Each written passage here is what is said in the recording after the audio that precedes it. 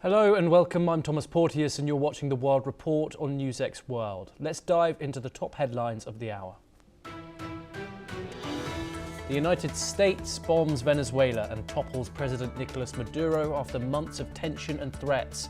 Washington says the action targets his government after long-standing accusations and pressure. Maduro and his wife are taken by US forces to a New York detention center after their capture. He faces drug trafficking charges as US authorities move ahead with legal action.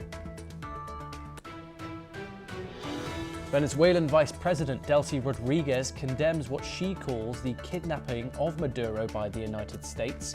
She insists Maduro remains the only president of Venezuela. Trump says the US will run Venezuela and tap its oil reserves. He offers few details on how this control will work or who will be involved. The US says it is prepared to work with Venezuela's remaining leaders if they make what it calls the right decision. Secretary of State Marco Rubio warns that Washington still has significant leverage if they do not cooperate. Now in other news, Yemen's Saudi-backed government accuses UAE-backed southern separatists of cutting off the port city of Aden. The separatists deny restrictions, but the row highlights ongoing hostility despite talk of dialogue. Sudan's army and the RSF attacks on two Darfur towns kill at least 114 people over the past week, medical sources from the region have said. Drone strikes in Al-Zaruk and days of RSF attacks in Kernoi caused mass casualties and dozens of injuries. Rights groups say at least 16 people are killed as protests over soaring inflation spreads across Iran. Deaths and arrests are reported through the week, with figures differing and not independently verified. Now we start this hour with our ongoing coverage of the Venezuelan crisis, and US Secretary of State Marco Rubio says the arrest of Maduro in Venezuela was a law enforcement operation and not an invasion. He says FBI agents arrested Maduro on the ground, with the Department of War neutralizing any threats during the operation. Rubio adds that Congress was not notified to prevent leaks, and because of exigent circumstances, he says the US retains leverage over Venezuela, enforcing sanctions and oil quarantine until changes occur. Rubio emphasizes that control over oil shipments will continue, targeting only court-approved sanctioned vessels.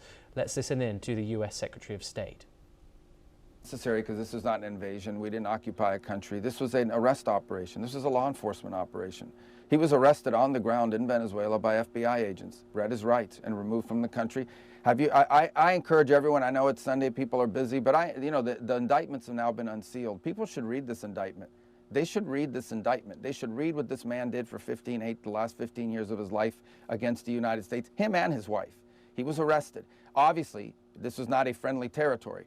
So in order to arrest him, we had to ask the Department of War to become involved in this operation. The Department of War went in, they hit anything that was a threat to the agents that were going in to arrest him, and they hit anything that was a threat on the way out, and they hit anything that was a threat to them while they were on the ground.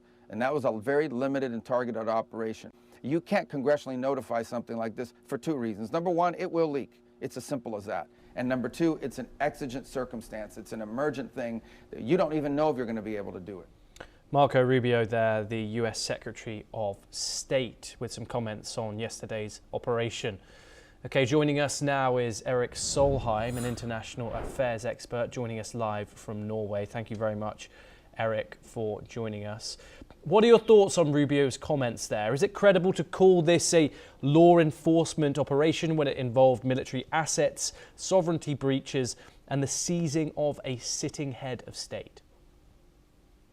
I think basically every citizen in the world understands that these arguments does not stand up to scrutiny. I mean, China cannot start making law enforcement operations in India. India cannot start doing it in Africa. Europe cannot do it in Latin America.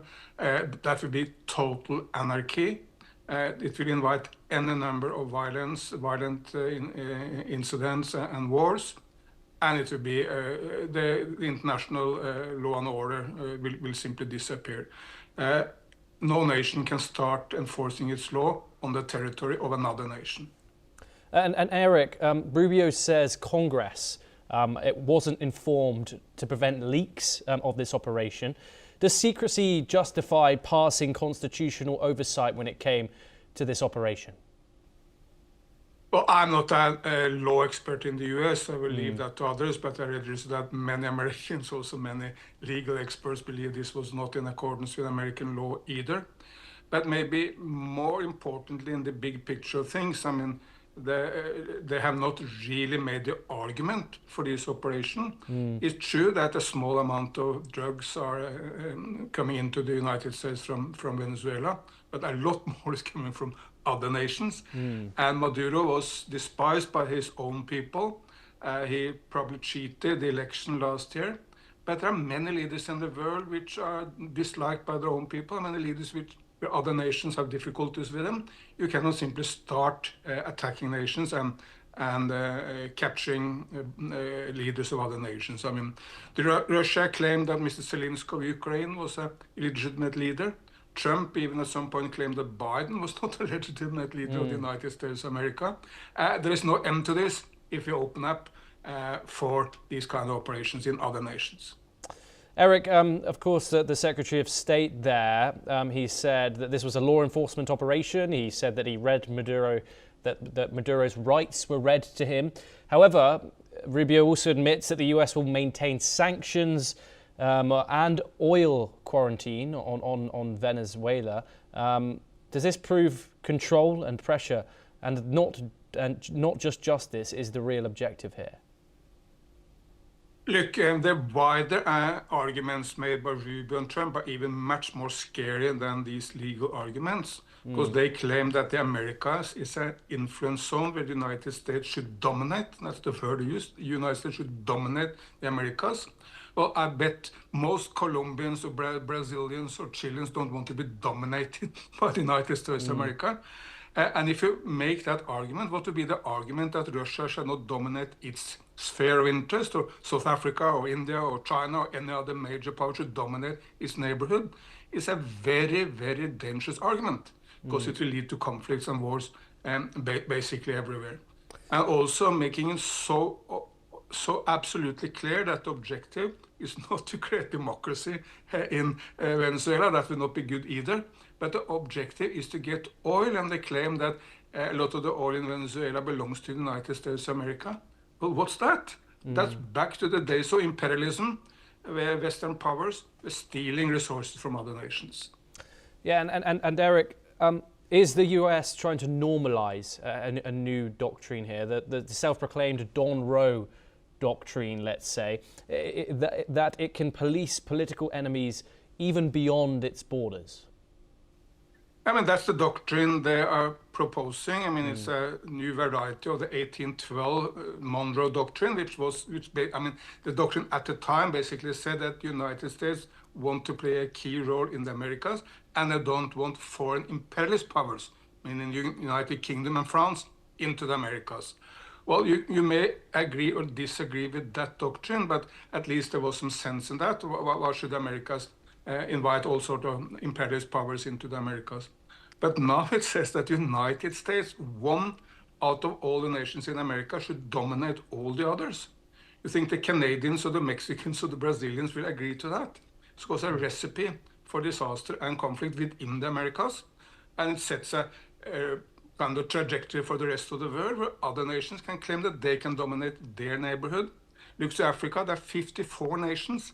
Some of them are small and weak. If the larger nations claim we can dominate our neighborhood, there is no end to conflicts. Yes, Eric, stay with us as we have more updates for our viewers as we carry on with this discussion. Now, US Defense Secretary Pete Hegseth has said that President Trump has flipped the script in Venezuela. He says decades of US involvement cost blood without economic return, but strategic action now gives access to wealth and resources without American casualties. Let's listen in to the US Secretary of Defense. It's the exact opposite. I mean, we spent decades and decades and purchased in blood and got nothing economically in return. And President Trump flips the script. He says through strategic action, we can ensure that we have access to additional wealth and resources, enabling a country to unleash that without having to spend American blood. Eric joins us once again. Eric, is the US openly admitting here this was about economic gain? Of course, Donald Trump last night said that US oil companies will come in, rebuild infrastructure inside Venezuela. It's unclear how that's going to happen as of yet. Is the US openly admitting this? I mean, the arguments made are, of course, incredibly interesting because there is nothing of the liberal imperialist doctrine of the past where the United States claimed that it wanted to make democracy everywhere. That was also dangerous, but at least there was an ideology of helping the world as they saw it. Now the argument is that the United States shall totally dominate one part of the world, the Americas. There's an argument about drugs, which doesn't stand up to scrutiny. And it's an argument about this invasion will benefit the American taxpayers and workers because they will get easier access to cheap oil from Venezuela. This, of course, doesn't stand up to any scrutiny from any international law, and a flat-out dangerous argument if other nations starting to follow the same. And Eric, how do you think the broader scape of Latin America will interpret this morning? Fear, anger. Let's remember that we are just in the very, very early days of this. Trump says that the United States will run Venezuela. Look, Venezuela is a population of 30 million. It's very deeply split along ethnic and political and class lines. It's a huge territory. How can the United States control that just by a threat from outside? Unless they put tens of thousands of soldiers on the ground, they cannot control it. And even if they do that, they will, of course, end up with making the targets for resistance, as happened in, say, Afghanistan or Iraq, where American occupation became the rallying cry for those who were opposed and ended up with bloodshed. So it's very unclear how this will develop. Beyond its borders to protect strategic and security objectives. From the Monroe Doctrine in the 1800s to Cold War containment and the post-9/11 war on terror, US policy has consistently involved active engagement abroad. Latin America has been a key focus. The US intervened in Cuba in 1898, establishing long-term influence, and it also played a role in Panama's separation in 1903 and later invaded Panama in 1989. In Guatemala, a CIA-backed operation ousted a democratically elected government in 1954, and moreover, US troops were also deployed to the Dominican Republic in 1965, while during the 1980s, Washington supported the Contras in Nicaragua and invaded Grenada in 1983. Outside the Latin American region, the United States has frequently relied on proxy wars. It supported partner forces in Afghanistan during the 1980s and also in Angola and in Iraq. More recently, the US has been providing extensive military support to Ukraine. The latest US operation in Venezuela fits into this longer pattern of US intervention, and it comes after recent military actions in Yemen, strikes on Iranian facilities, and expanded security engagement in Europe and in the Indo-Pacific. Seen together, these cases shows how the US interventions, whether direct or indirect, have been a reoccurring feature of American foreign policy. Eric joins us once again. Does the capture of Maduro mark continuity in the US intervention, in US interventionism, or is this something different entirely? I think it's an element of both. I mean, it's for sure a continuity in the sense that the United States has involved itself in any number of violent operations in the Americas. You mentioned a number of them. You can add El Salvador and Guatemala, where the United States supported extreme right-wing governments which massacred people large scale, or military coups in Argentina and Chile. They were not started by the United States, but they were firmly supported by the United States. So there is a long history of bad actions in the United States in Latin America. And of course, Latin Americans remember. They are not dumb, they remember this very well. So if the United States goes back to this way of behavior, there will be an enormous resistance. To me, it's very hard to understand how American, US people cannot put themselves in the case of others. I mean, look, if China declared that it wanted to dominate the United States, would Americans be happy with that? Well, and we all know the answer to that. I mean, they will fight as one man in Kansas and Nebraska to avoid Chinese dominance. But if that's the case, how can they believe that US dominance will be popular in Latin America? There they speak Spanish, not English. They have a different culture, different upbringing, different history. And for any other reason, they don't want to be dominated by the US. So this is a policy which can never work. And it can only create numerous new problems and conflicts. Eric, does intervention here historically bring stability? Is there anything that we can compare this to which has brought success to the region? Any especially in Latin America? What's your analysis? There were two historical reasons why the United States involved in any number of coups and regime change operations and wars in Latin America. One was to defeat the Soviet Union and communism, and they supported basically in every nation those who were opposed to the Soviet Union. Whatever the color, if they were Democrats, they were happy to support Democrats. If they were brutal military dictators, they were happy to support them. They supported everyone opposed to the Soviet Union. And the other was, of course, to defend American commercial interests, like the United Fruits, which supplied the bananas to the United States, or oil companies or more. But at least since 1945, the main motivation for the United States was to counter communism. Well, that's gone. There is no communism in any Latin American nation. So there is that motivation is gone. The United States should look into how they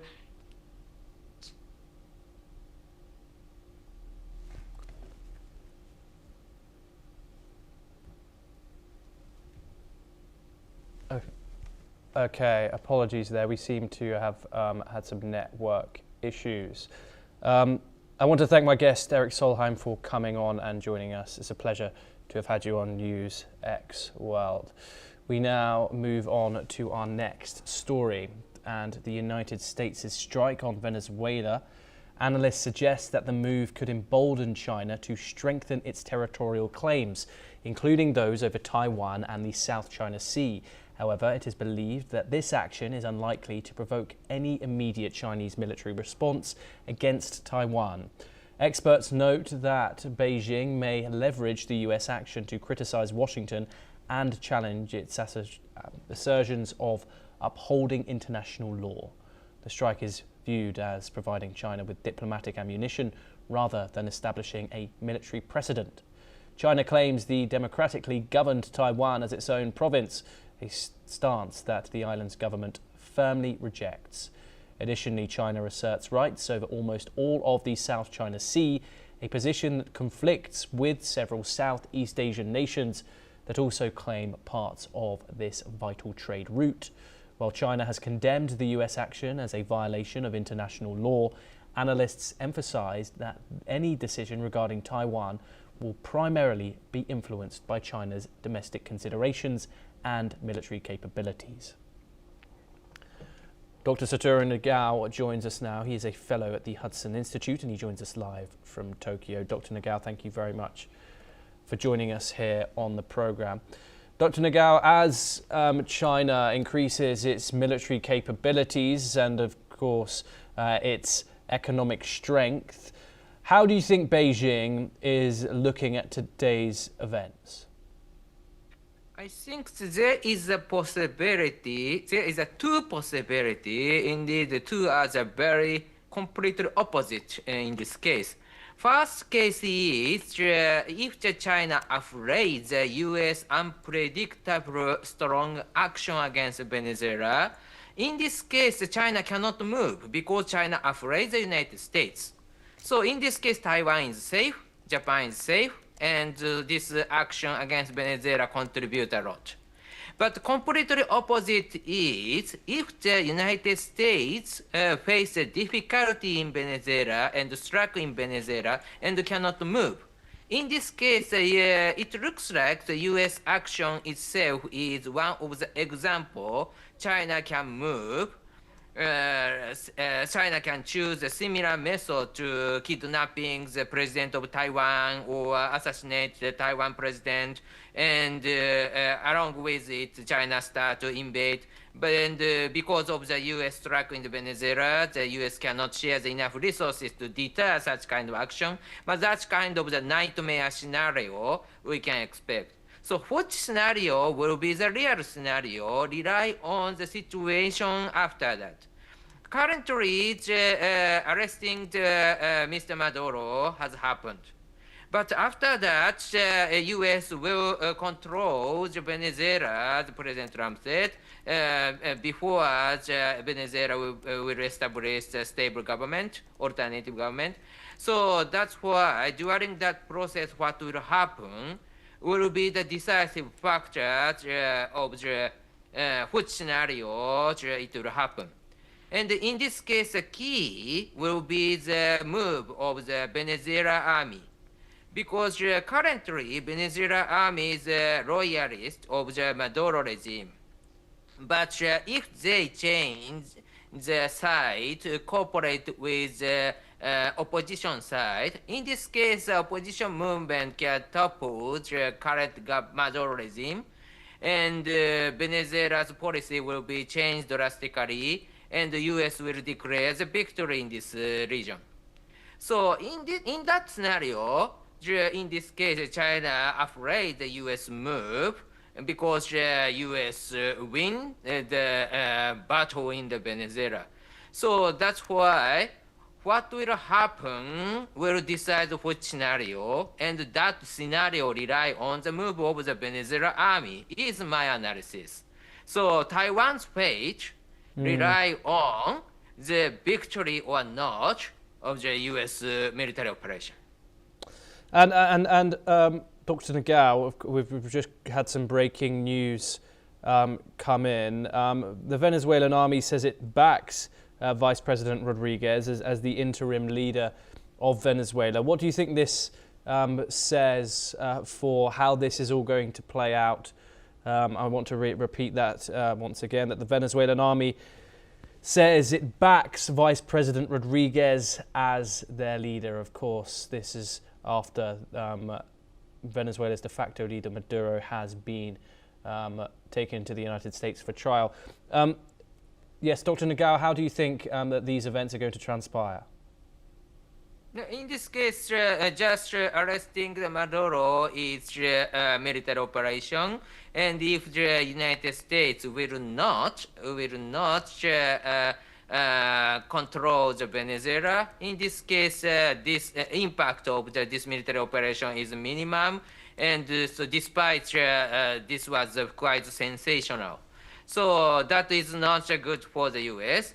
And I think, and in this case, view from China, China is calculating the capability of the Trump administration as a policy, as a military operation. So that's why if the China believe Trump administration is not strong, in this case, Taiwan will face a little bit difficult situation. But if the China believes still the U.S. military operation is so beautiful, quite well organized, something like that, in this case, China will afraid the United States and cannot move against Taiwan. So currently, the Venezuela army supports Maduro regime, and not regime change hasn't happened in Venezuela. But at the same time, maybe we need to see what will happen later. and what will happen after in the court about criminal court about Mr. Maduro. And what will happen in Venezuela, what kind of opinion the local people has, that will we need to see in just now. Dr. Nagel, thank you very much for joining us here on NewsX World. It's always a pleasure to have you on the programme, of course. Well, that's all that we have time for this hour. Keep watching NewsX World for more international news updates.